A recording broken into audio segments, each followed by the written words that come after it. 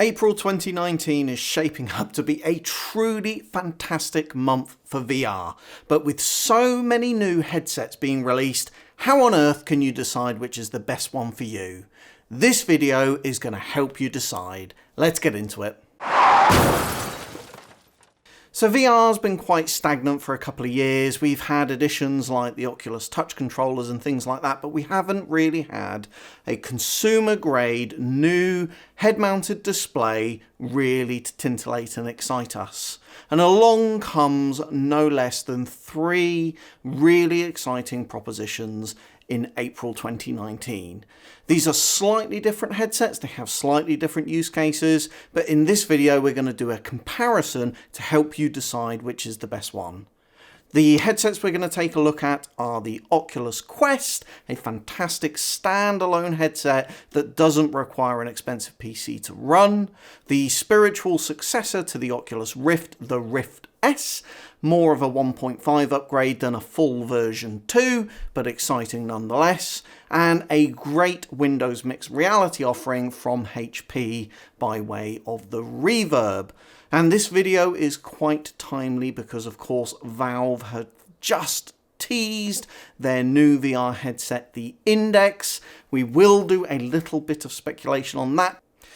So the headsets that we're going to be making a comparison against are the Oculus Rift, the Vive Pro, the Oculus Quest, the standalone headset, the Rift S, the HP Reverb, and lastly we'll do a bit of speculation about the Valve Index. So using the Rift and the Vive Pro as a baseline to compare these specifications against, let's start first with resolution. The Rift comes in at a very respectable 1080 by 1200 per eye. That uses 2 independent 3.5-inch OLED displays. The OLED, of course, allowing you to actually switch pixels off when there is no light shining through, which really does provide much deeper and richer blacks. The Vive Pro, very similar specification in terms of the OLED display and again the 2 independent 3.5-inch screens, but at a higher resolution of 1440 by 1600 per eye. Both of these headsets hitting what has historically been regarded as the sweet spot in terms of refresh rate at 90 Hz. Now moving on to the Oculus Quest. Now this is a different sort of proposition. It doesn't require a PC to run. It has an onboard computer that does all of the processing, all of the graphical rendering, uses a Snapdragon processor, and I believe it's an Android operating system as well. Actually a very respectable resolution, again with 2 OLED displays. I don't have the information, I'm afraid, on the actual size of the displays in the headset. But a very respectable resolution of 1440 by 1600. Of course, being a mobile device, the compromise for that kind of resolution, with the lack of an independent PC providing the grunt work of the graphics rendering, is a substantially lower refresh rate of 72 Hz. Now the downside of that is it could potentially cause some motion sickness. Moving on to the Rift S, and genuinely quite surprisingly, this has a lower resolution than the Quest that we were describing before. So a resolution of 1280 by 1440 per eye, and that is transmitted by a single LCD panel. Now you won't get the deep blacks that you would from an OLED display, and the choice of a single panel is an interesting choice on Oculus's behalf. That's almost certainly to do with manufacturing and the reuse of components between multiple devices, but given that this is the replacement of their flagship HMD, I'm genuinely surprised that they have taken this approach. Slightly lower refresh rate at 80 Hz. Initial reports coming in from people who've used the Rift S is that the lower 80 Hz refresh rate has no discernible difference from the 90 Hz of the original, and there are some reasons why the choice of an LCD display could be beneficial, which we'll talk about a little bit later on in the video. Then moving on to the Windows mixed reality offering in the lineup, that's the HP Reverb. a very, very impressive resolution of 2160 by 2160 per eye. That's going to be higher than 4K when spread across the two 2.89 inch displays. That's a very impressive proposition, also then supporting 90 Hz. Now clearly the Rift S and the HP Reverb are tethered HMDs. You need a PC to drive them, and you are going to need some serious horsepower to drive that kind of resolution for the HP Reverb. Now this is a professional offering. It is targeted at corporations rather than end users, but will be compatible with the Steam library lineup of games. Then looking at something called sub-pixel rendering. This is the number of pixels that sit beneath each pixel. It's quite technical, and I don't wish to bore you with it, but effectively consider it like VR's version of anti-aliasing. The more subpixels that you have, the better fidelity that you're going to have, and it kind of gives you a bit of a bump in terms of the resolution as well. Now, the notable headsets to call out here are the Rift S and the HP Reverb. They have full RGB striping, which is going to remove some of that screen door effect that we've had historically in some of the other devices. Field of view, contentious point here for the Rift. Many people will say on the spec sheet it's 110 degrees. There's quite a lot of speculative and qualitative evidence that indeed it is only a 90-degree field of view. So all of the other headsets here are almost certainly going to have more than that. The Vive Pro having 110 degrees. No information actually available on the Quest or the Rift S that I could find, despite hours of trolling through the internet. They are described by Oculus themselves as slightly higher, so read into that what you will. I've left them blank here because I've tried to keep this quite factual.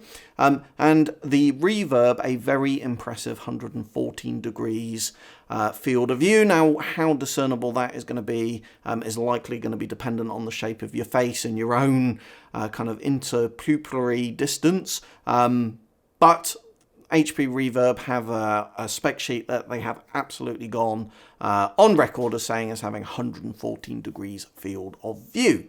And speaking of interpupillary distance, most VR headsets traditionally have had a mechanical adjustment. This is effectively because the pupils of our eyes are at slightly differing distances. That kind of normalizes at about 63 millimeters and then has a kind of bell curve distribution. I think the distance normally supported on these headsets is anywhere from kind of 53 millimeters all the way up to about 73, 74. So traditionally, you've always had a mechanical adjustment that moves the lenses backwards and forwards to make sure that when you're looking through the headset, that it looks sharp and it looks clear. The Rift, again, starting with a baseline comparison, absolutely had a hardware-based mechanical slider that would move the lenses backwards and forwards. The Vive Pro, albeit a slightly different mechanism, a twisting knob, but again a mechanical adjustment. Pleased to say that the Quest also has a mechanical adjustment as well, and no doubt as a consequence of the single LCD display in the Rift S, a very disappointing software adjustment. That is going to work for the majority, but not all of people, and I haven't truthfully tried these headsets out yet, so it will be interesting to see how well that works. I was a little disappointed to see on the HP Reverb, given that it had two independent displays and therefore theoretically could have supported a mechanical adjustment here, that it is a software-based adjustment only. In terms of tracking, there are two types of tracking available on VR headsets. There's something called outside in. This is where you have sensors distributed around your room and it picks up an infrared constellation that appears both on the headset and the controllers. The other type of tracking that's available is called inside out. This is where you have cameras on the headset that pick up both the motion of the headset, of course that being combined with a bunch of accelerometers that exist within the device, so you get reasonably accurate tracking, but also picks up an infrared constellation pattern on the controllers. The Rift and the Vive Pro both had outside-in tracking, so they used sensors to detect the constellations. I actually have a 4-sensor setup with my Rift setup, and I can say there's lots of speculation and concern that the alternative, the inside-out, is not going to be good. I can tell you that that's not a perfect system. The outside-in is not a perfect system. I quite often have problems with tracking despite 4 sensors on my Rift and an independent USB 3 card with independent controllers on each USB port. I still have problems. All of the remaining headsets, all of the new lineup, and this appears now to be pretty clear trend using inside-out tracking. The Quest having 4 cameras in each corner of the head-mounted display, the Rift S building on that and actually having a camera mounted right on the top, presumably so that if you hold the controller right above your head, it can still keep that tracking. And there's definitely some kind of software algorithm that if it loses the tracking, it records the last known position until it can start to pick up the constellations again. The HP Reverb using the 2-camera setup of the Windows Mixed Reality headset, and it has to be said, the controllers for Windows Mixed Reality are not the best. I suspect is going to have the worst tracking when it comes to the controllers themselves. I'm sure the headset tracking will be absolutely fine with a combination of the cameras and the accelerometers and the gyrometers and whatever else they put in there.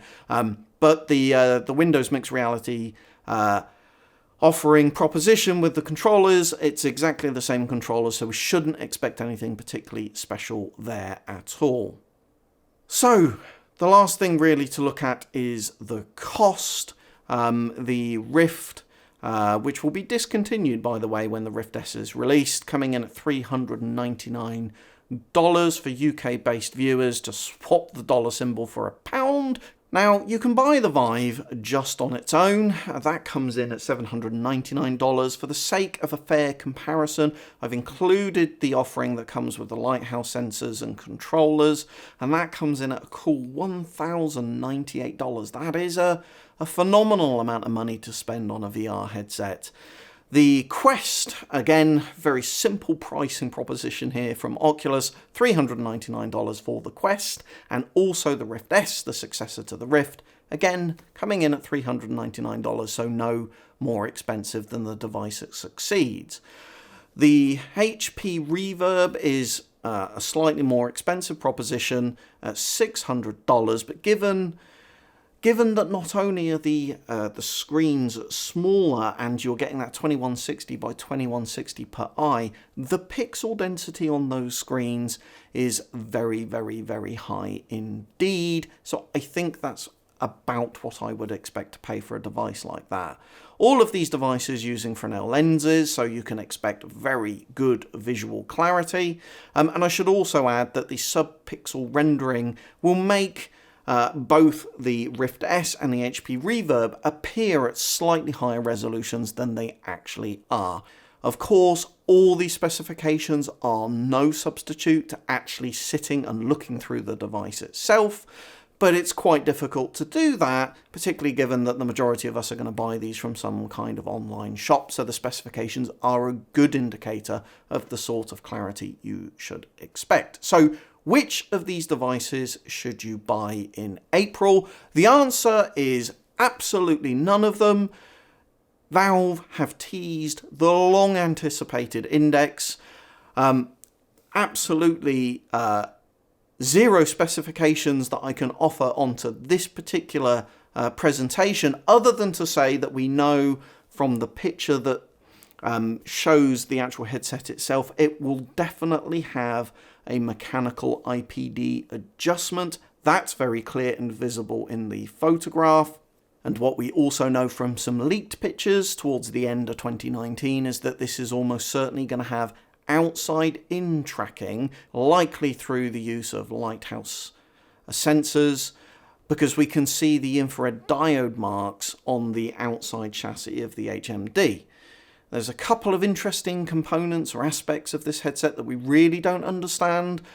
One is the very wide-slung cameras. What are they there for? Is it simply a pass-through camera that allows you to see the outside world in a similar way that the mixed reality headsets allow you to do that? Or do they serve some other kind of purpose? And there is definitely a space in the front of the headset that has a recessed USB 3 port that looks like there's some kind of device that you can connect to it. Lots of speculation that could either be a battery or an additional camera for picking up your actual hand movements, negating the need to use controllers.